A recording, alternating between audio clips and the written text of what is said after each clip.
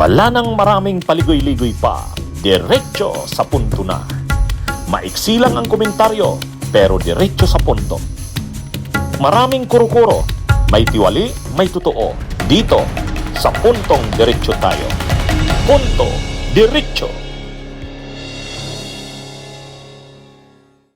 Mga kabunyog, binantaan ng mga DDS ha. Matindi talaga itong mga Duterte diehard supporters na to. Yung grupo ng mga pro-Duterte sa Cebu, ang tawag nila sa grupo nila, nagbuo sila ng alliance nila, yung Cebu Alliance for Duterte. Kumbaga, ang leader nila, yung isang nagngangalang Jun Abenis daw siya. Nagpakilala siya daw ang leader ng mga pro-Duterte sa Cebu.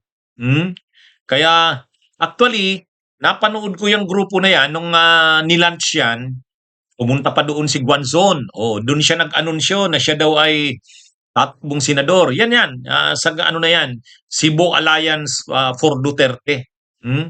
Kasi siyempre pinagmamalaki ng mga pro Duterte na baluarte nila daw ang Cebu. Ang sabi nila. Ang sabi nila, baluarte nila. Ngayon, itong grupo ng mga pro Duterte sa Cebu, nagbabanta sila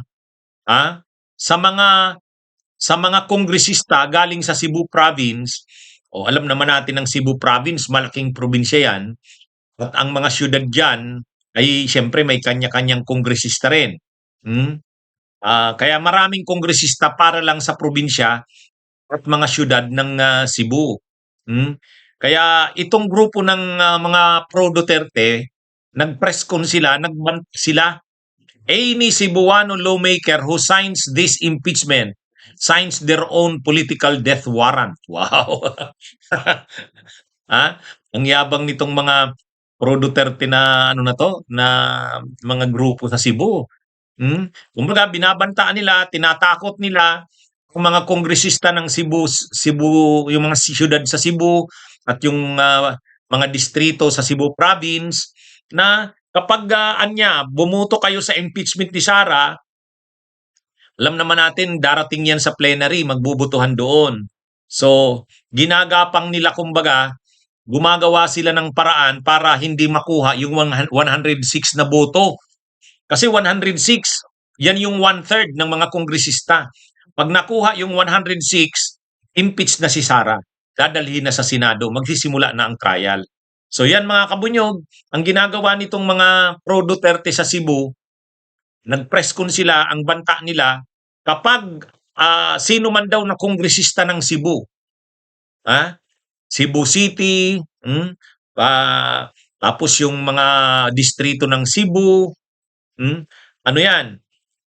Anuhan daw nila, ikakampanya daw nilang wag nang butuhan sa 2028. Yan yung ibig sabihin nila ng kapag sumama ka, bumuto ka sa impeachment ni Sara, kung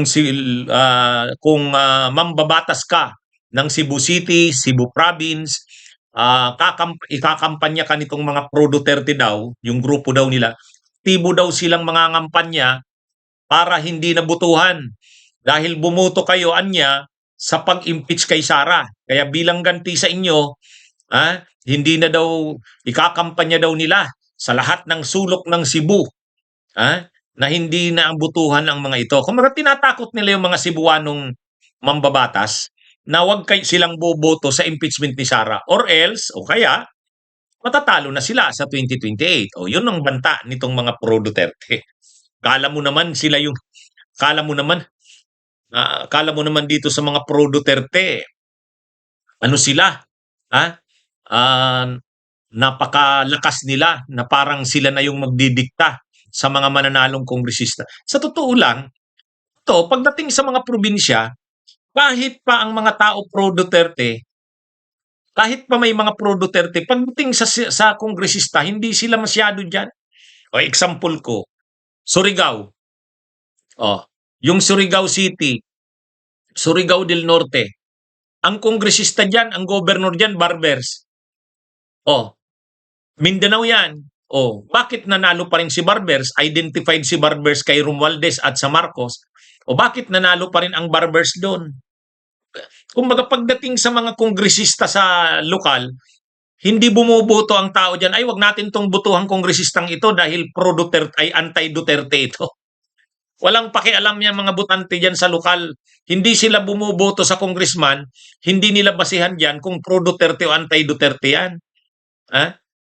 Ah, ibang usapan yung mayor, yung gobernador at saka congressman. Kasi yung congressman at saka mga governor, mayor, yan yung nagbibigay ng mga ayuda, yan yung nagbibigay ng mga scholarship, medical assistance sa mga tao. Oh, kung ikaw ang congressman, marami kang naibigay na mga ayuda sa tao, scholarship, kung ano-anong mga tulong sa tao, kahit ka pa anti-Duterte ka kasi administrasyon ka sa Marcos, ibubuto ka pa rin. Kaya sa totoo lang, yung mga kongresista ng yung mga kongresista ng Cebu, pro Marcos yan, pro Romualdez. Oh, pero nanalo pa rin sila kahit sabihin pang malakas daw ang Duterte sa Cebu, nanalo pa rin yan. Kasi pa ang kongresista, hindi nila problema kung anti-Duterte hindi yan. Wala ang mga botante sa probinsya pagdating sa congressman, hindi naman ang batayan nila sa pagboto ng congressman. Hindi namin 'to ibobotong congressman namin na 'to kasi kontra ito kay Sara Duterte. Hindi ganoon. Ang pagdating sa probinsya, ang pagboto ng mga ang pagboto ng mga botante sa kongresista, hindi hindi ang basehan nila, wag natin 'tong iboboto kasi pro anti-Duterte ito. Di gano'n. Kaya itong mga itong mga pro Duterte, ang yabang naman akala mo sila yung binabantaan nila yung mga kongresista, matatalo kayo, 'pag bumoto kayo sa impeachment ni Sara, nagkakaisa kaming mga pro Duterte, ikakampanya namin 'wag kayong botohan. Hindi yun. Hindi ganyan 'yan. Oh. Kasi kung ganyan din lang, ay 'di ba, napakaraming kongresista, 260 yun na kongresista na bumoto sa impeachment ni Sara noong 2025. O bakit nanalo pa rin ang karamihan doon? Bakit nanalo pa rin?